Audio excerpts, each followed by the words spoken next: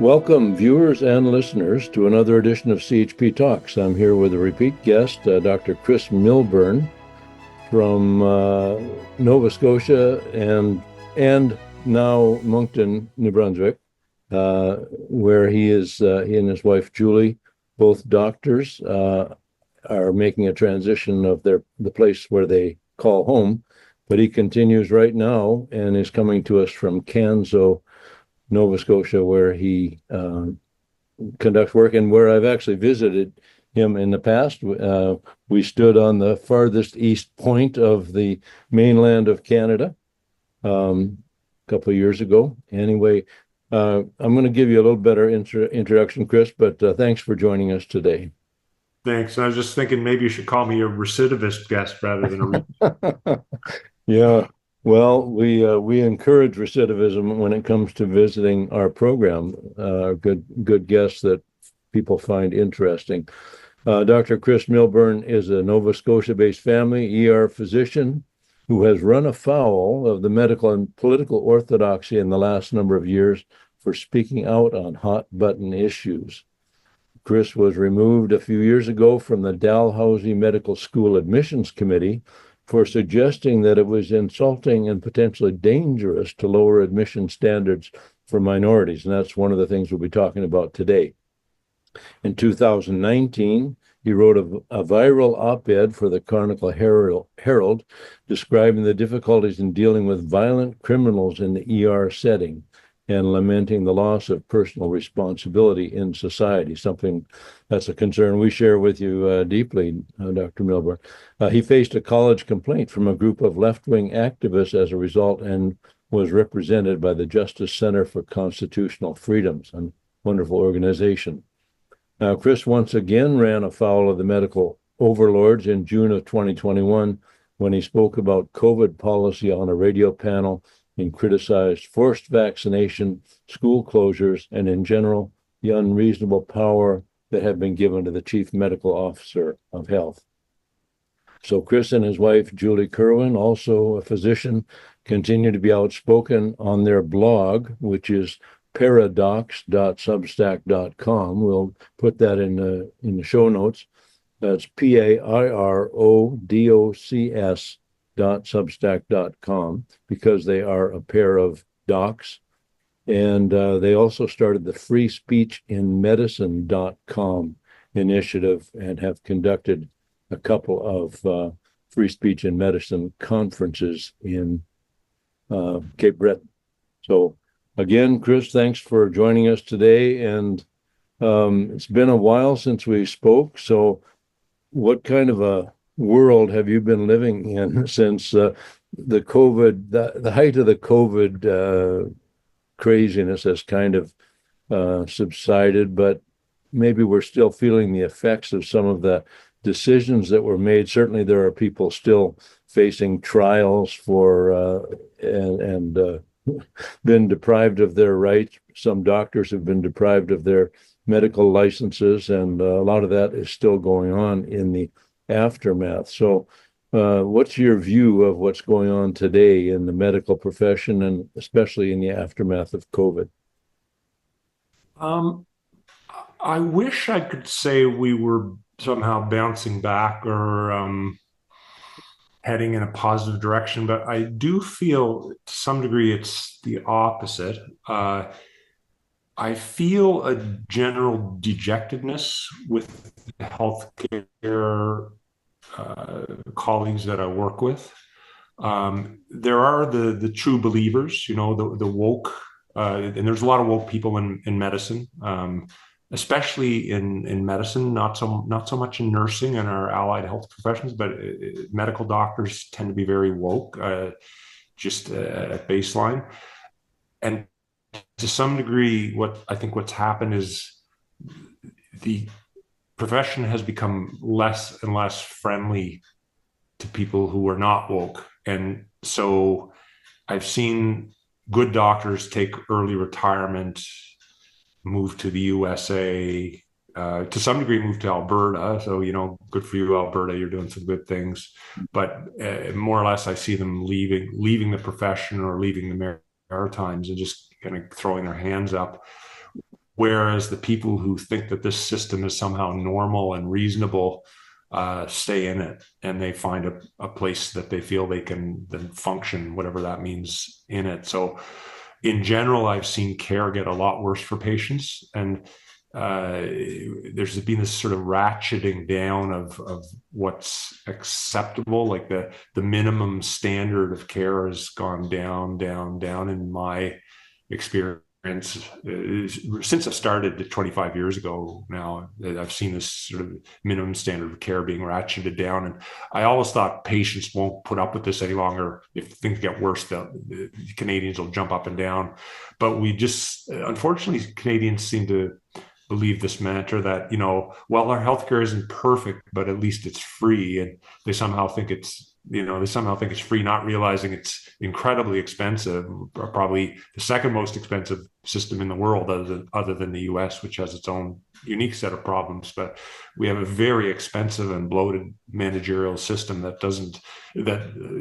to a lesser and lesser extent provides any real care for patients. And I've seen charts that compare our results with the amount of money that is spent. And of course, the easy thing for politicians is to say, well, we'll spend more money. And that's sort of the demand that comes either from unions or probably from other representatives of medical institutions and so on, universities. But it doesn't necessarily seem that where you spending more money doesn't guarantee better results. You need to have a sea change of attitude at the places where it matters. For sure. And there's this, unfortunately, the way that our system works, our system of, representative government, is that the idea that if there's problems, it just means we need to spend more money on it. It's very easy when it's tax money, because when it's nobody's money, it's everybody's money kind of thing. So we think that money grows on trees. So from the consumer's point of view, the consumer of healthcare, i.e. the voter's point of view, we want more money spent. From the people who are making money off healthcare, they want more money spent. You always hear nurses organizations, doctors organizations, pharma organizations saying the government needs to spend more. And then from the politician's point of view, they say, well, fine, I can spend more. I can do that. It's going to create inflation. If we print money, it's going to up your taxes, but sure, we'll spend more because it's going to make me popular and get me back in. If I can say, hey, I'm spending more on healthcare, look at me. So there's nobody in that, the providers of healthcare, the consumers of healthcare, or the politicians, there's nobody there to put the brakes on the system. We're all spiraling in this death spiral of bloated managerial healthcare. Yeah, for politicians particularly, it's tragic that politicians actually buy votes by promising to spend voters' money, taxpayers' money. I guess there's a lot of voters who aren't really that much taxpayers. I mean, there's people who vote who aren't really contributors to the system.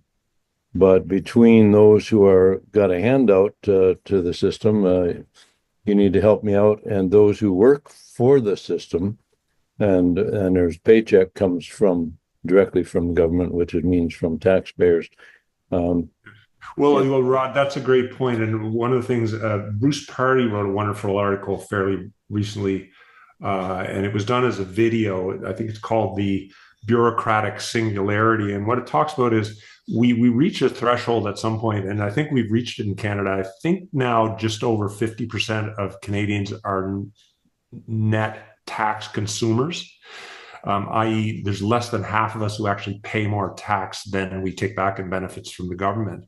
And when you reach that point, suddenly, who is there to put the brakes on government spending? Everybody wants the government to spend more. Like, I'm getting something out of this, so of course I'm going to vote to spend more. And you kind of think of that. It's like, yeah, I want you 40% of fools who are paying all the tax. Of course, we 60% are going to vote for you to pay more tax. Right. And then is there any way back from, or are we already over the brink? It's debatable.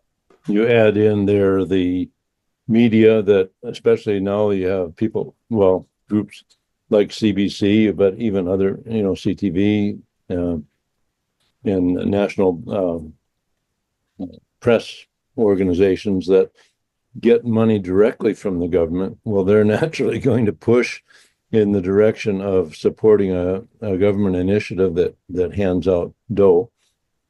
And anyway, it's that part is quite sad. But I want to get to the article I saw in the Epoch Times. I'm not sure how long ago. Might have been a couple of months ago. Um, you probably know when that came out. But I was impressed, first of all, that you had an article in the Epoch Times, and secondly, that it was very insightful in terms of the lowering of standards at particularly medical institutions, medical colleges, universities, entrance exam or entrance requirements.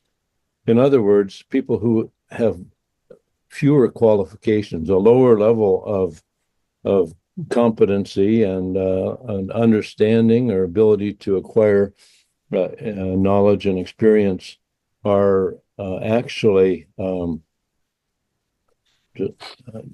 moved my camera here a second, are actually finding an easier time to get into the universities. And you raised the question, and I'll just let you take it from the top and talk about that. But if people with a lower level of competency and understanding are becoming our doctors, we're probably going to get a lower level of care on top of all the other impediments, where we don't have, even emergency rooms everywhere and that kind of thing. But let's why don't you jump into that topic?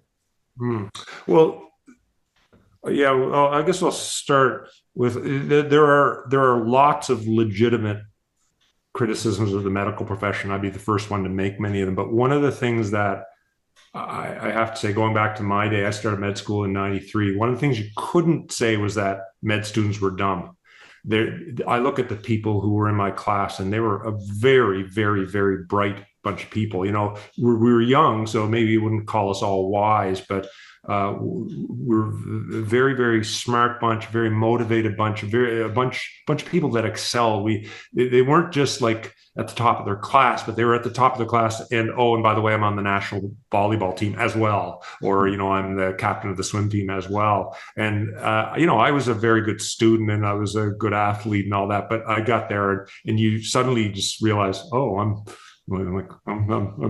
kind of pretty ordinary here.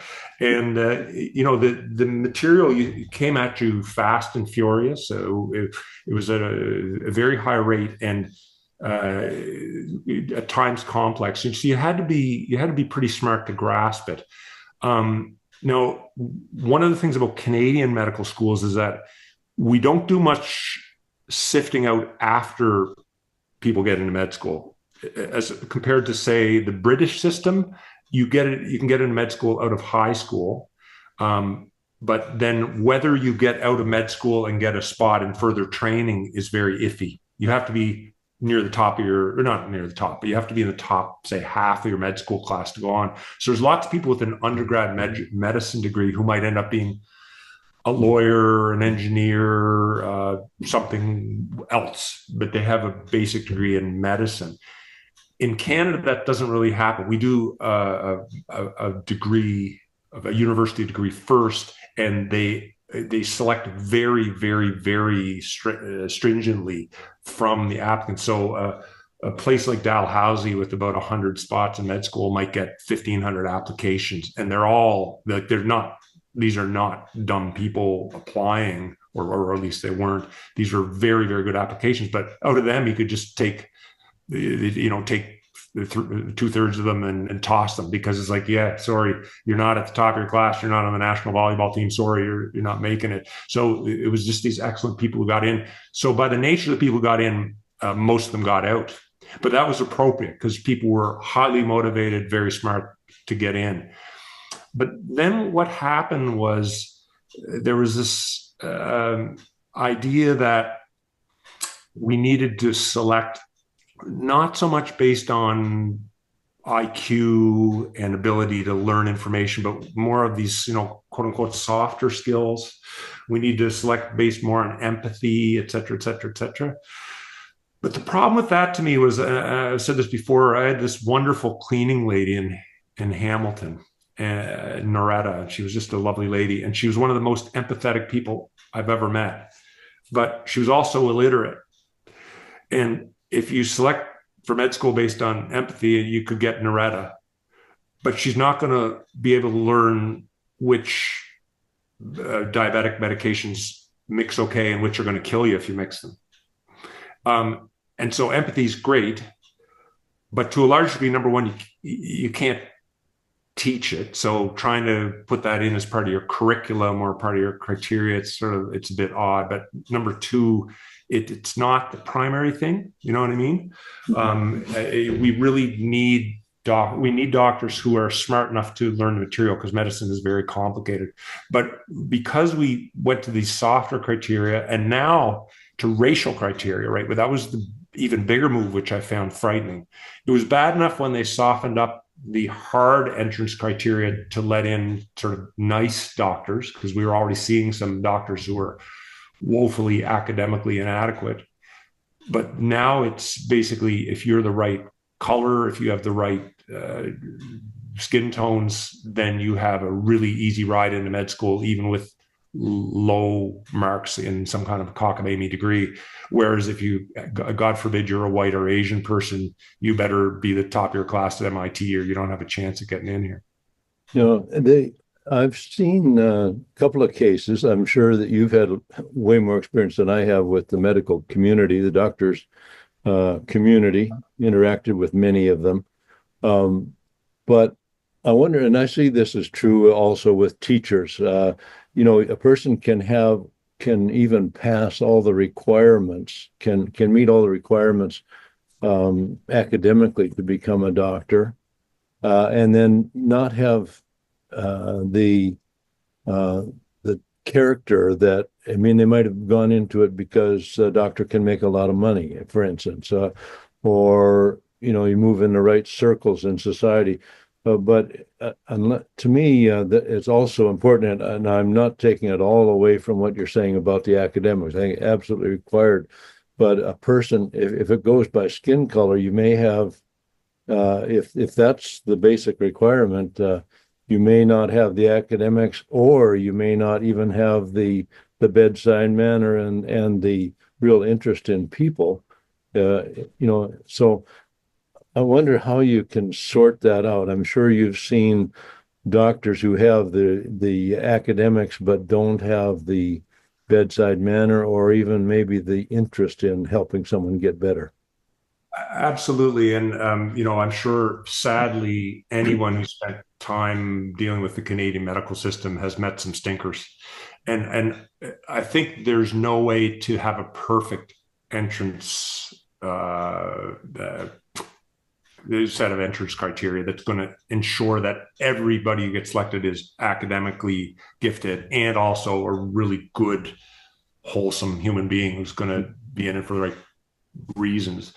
And actually, I've had some challenging conversations with some colleagues who are more on board with the changes in criteria to soften them. And their argument is, well, you look at some of the people who got in the old system, and therefore that means that the old system was terrible. We need to throw it out. And like many things, I do think it's that bigger argument, bigger tension between conservatism and progressivism, where conservatism is not perfect, and we need to be careful not to hold on to bad things from the past and to allow for necessary change. But on the other hand, saying the old system isn't perfect, so therefore we need to throw it out and start in year zero and usher in the new republic, that's a bad way of doing it too. And I think that's sort of the way that it's happened with this med school entrance thing, is we forgot that there were a lot of really good things about the old system. And just to kind of reiterate those, if people want to read my pieces on the Substack, is the longer one with more detail, but we have this MCAT, the Medical College Admission Test, which is essentially an IQ test. But it takes, when you sit that test as an aspiring medical student, you have to do sections on your verbal comprehension, your written comprehension, your organic chemistry, your physics background, your math background. There's all these different sections, and you're rated against your peers. And if you don't bubble up to the top few percent, and don't forget, again, this is not just a sample of all of society you're competing against. This is the people who felt they had a chance to get into med school. So you're competing against very, very rarefied academic subset. But if you don't bubble up to the top few percentile, you're not moving on. The MCAT is being decried as racist because the black and native people aren't doing as well on it as white or Asian people. So the idea is that because it's not getting the right mix of people, the right mix of ethnicity in med schools, we need to throw it out. But my take is the MCAT was one of the very excellent measures we had because it's completely objective. We have no way to know if somebody's black or white or whatever. They're marked by machine. You tick off your multiple choice tests. They go through a computer, get scanned, and it gives you a mark. So it doesn't care if you're black. If you're a brilliant black person, they cannot discriminate against you on the MCAT. So it's actually a wonderful thing for black people to rise to the top. But it's also a great thing for that Asian kid who grew up poor working in his dad's grocery store, but was academically gifted. Now he can get into med school because he did great on the MCAT. But when you take that opportunity away and you throw in some sort of softer criteria or some flexible criteria that allows administrators to select the med students that they want to have in, then you disadvantage the people who are actually gifted. Well, and there's, I'd like to speak a little bit or ask you a little bit about natural giftedness, born that way in terms of intellect and ability, as opposed to or in combination with how hard people work, what their home environment is. If they see a good role model, their parents are working hard at whatever they do. I think you mentioned in your Substack article on this topic that your father worked hard to accomplish what he accomplished.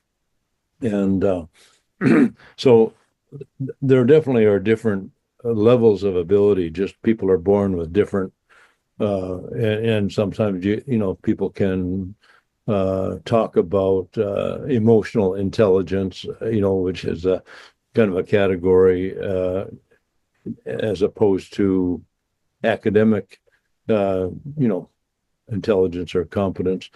But I know that people who maybe are born with more of a challenge in understanding, not everyone's going to understand math. I mean, Einstein is an example of, someone who had a unique grasp of physics that other people didn't have. And some of that was natural. But the willingness and the perseverance and the attention that people give to studying.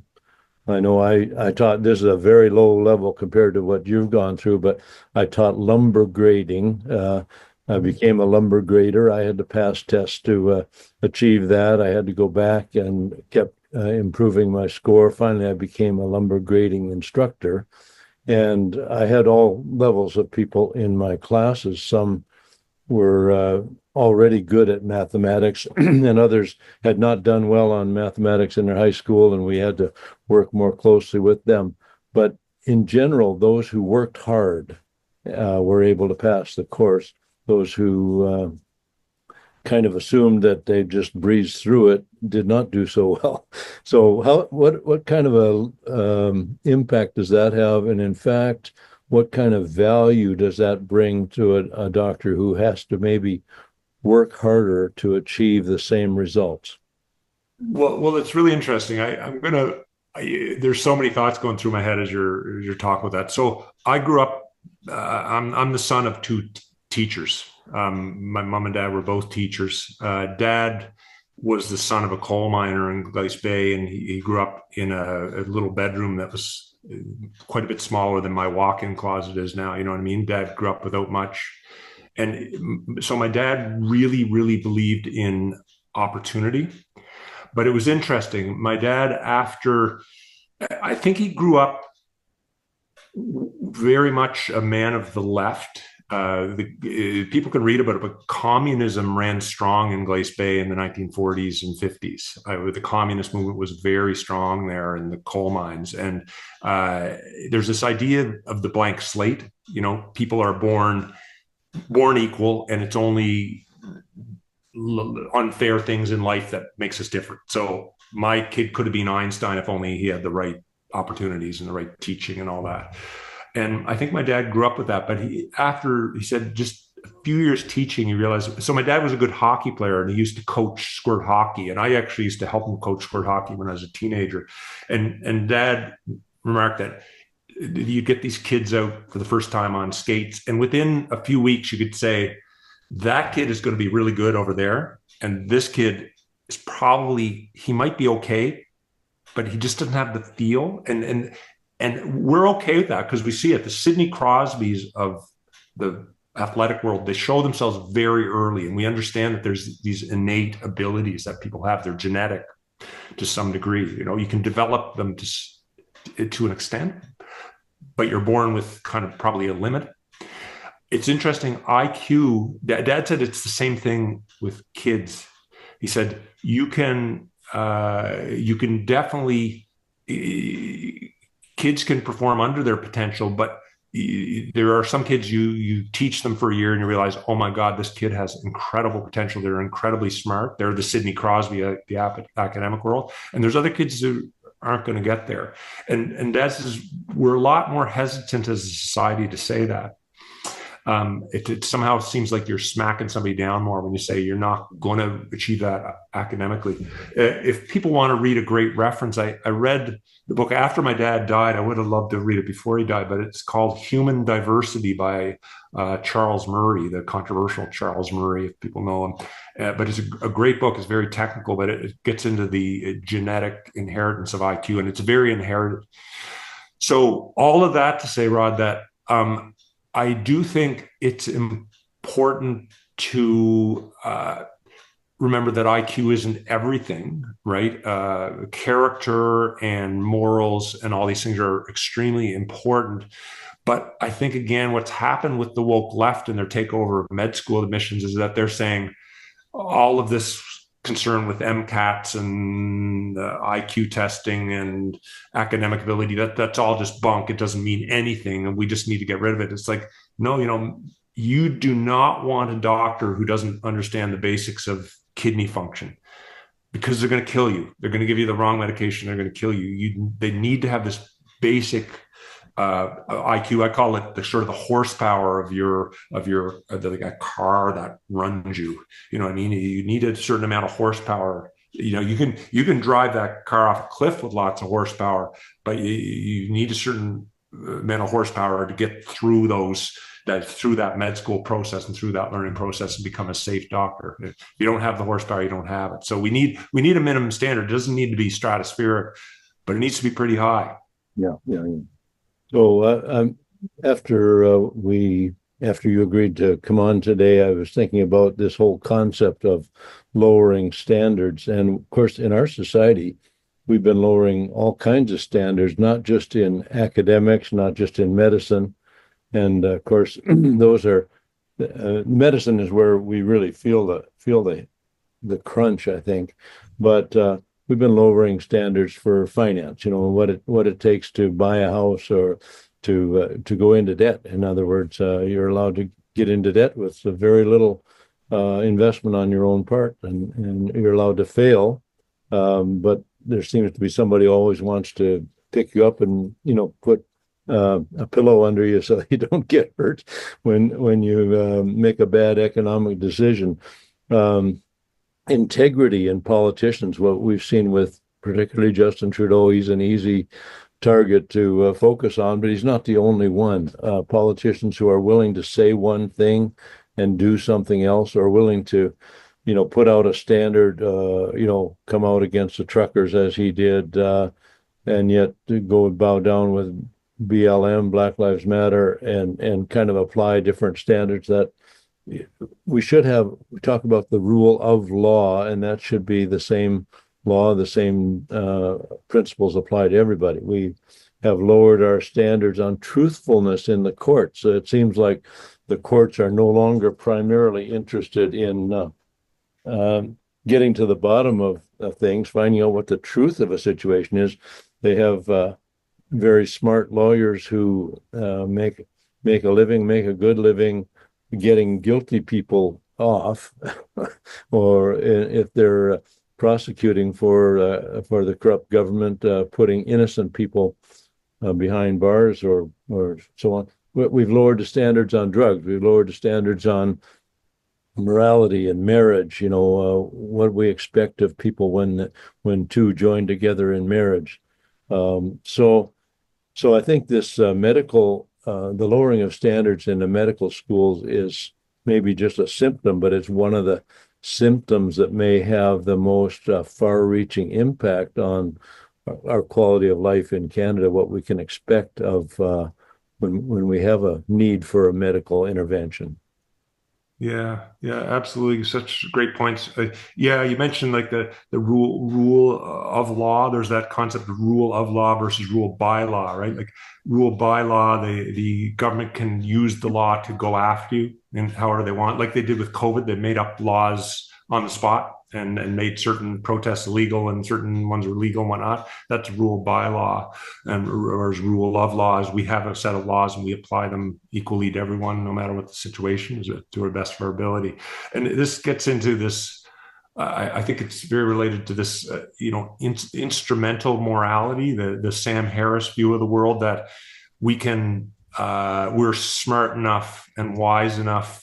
We don't need God to tell us what maximum human flourishing means, right? Sam Harris always falls back on what's right is what creates maximum human flourishing. Well, that can mean anything from you have to be locked in your home so you don't give COVID to grandma, to we need to gas all the Jews to keep the vote pure. Like the maximum human flourishing can be twisted into almost anything. And one of the things that's being twisted into is maximum human flourishing means we need to disadvantage white and Asian people in their attempts to get into med school in order to get more Black, brown, Native people in those positions. And if you believe in instrumental morality, then these things are right. I put right in quotes because that's what you've come up with, and people can't argue with you because your goal is not upholding a basic standard or being consistent or being moral. Your goal is the highest goal is getting more Black people in med school, and if that is the highest goal, then any means are acceptable. Gassing the Jews is acceptable. Excluding white people from med school is acceptable.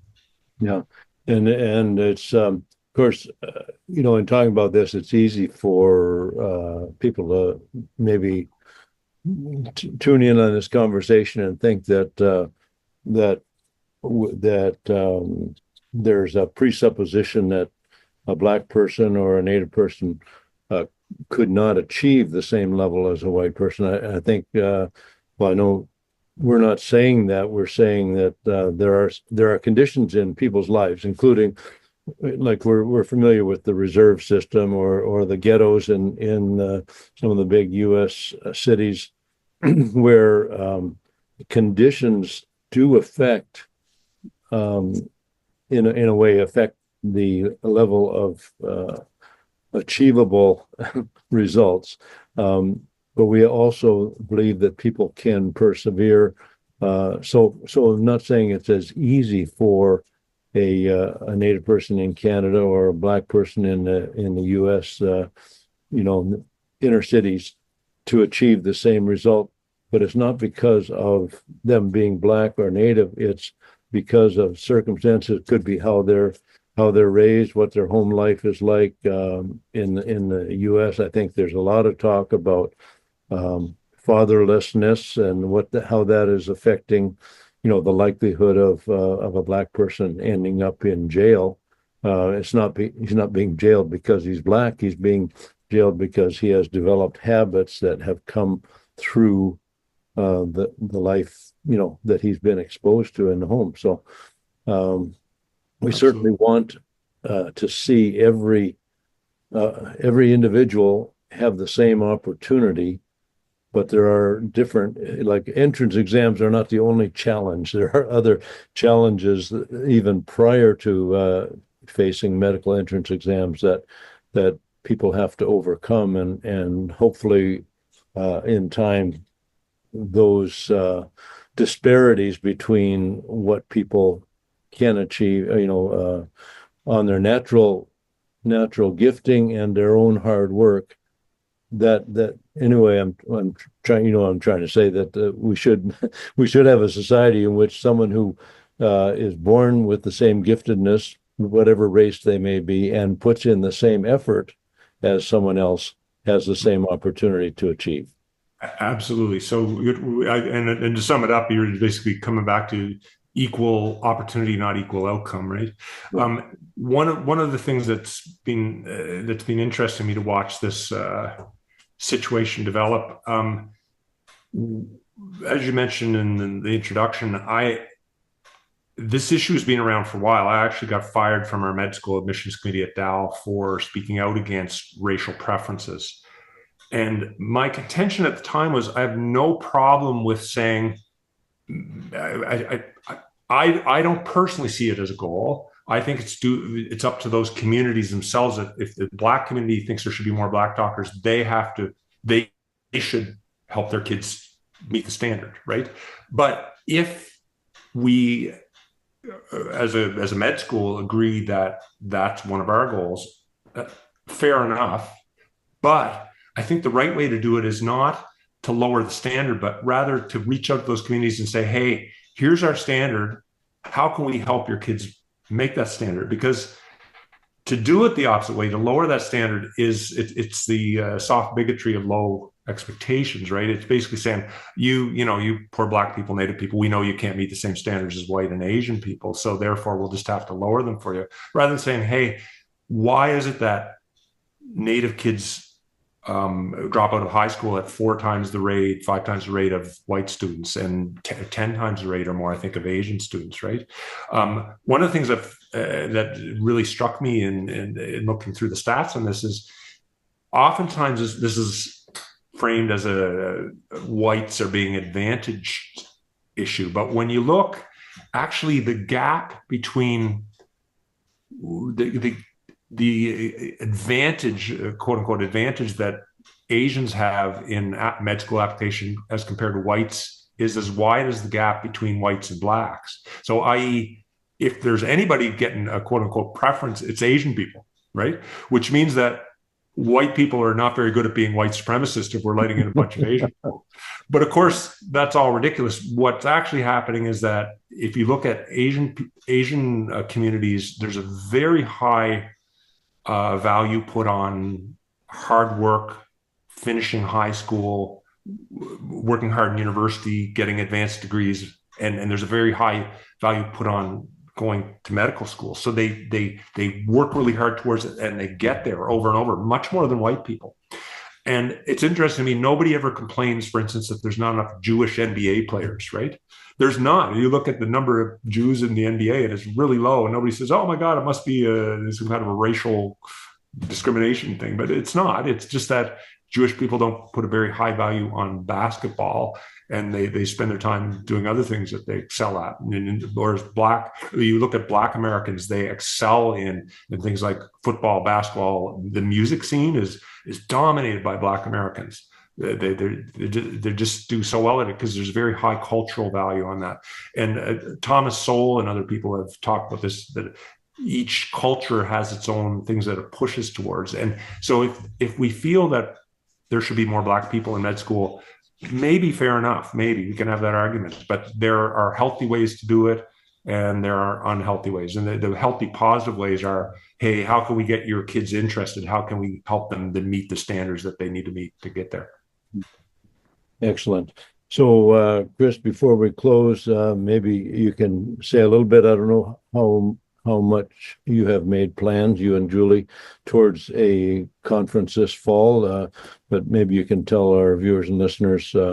I haven't had the privilege of attending one yet. I was going to attend the first one, and then I had a medical crisis, and I wasn't able to come.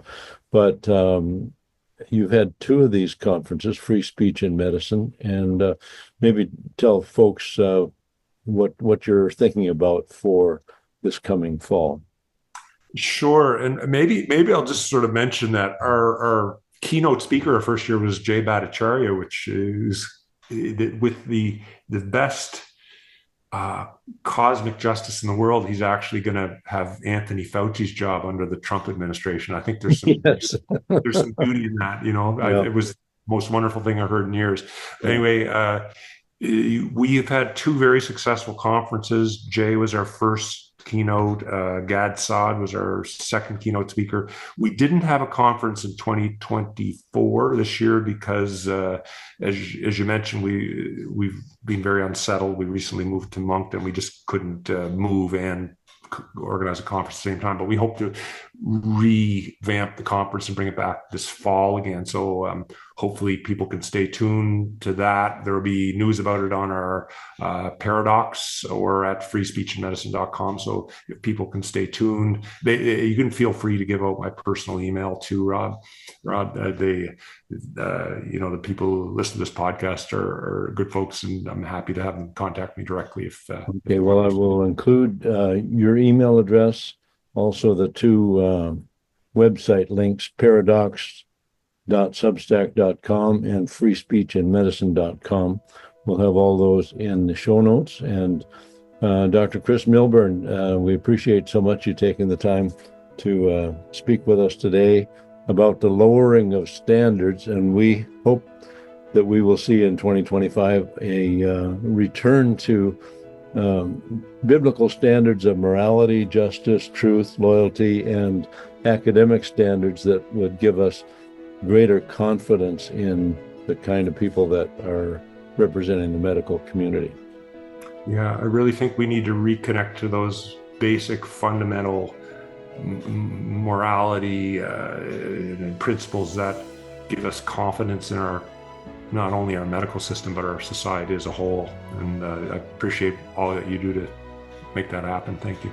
Well, thanks very much, Dr. Chris Milburn, and give our regards to your wife, to Julie, and all the best in your new location and all your endeavors in 2025.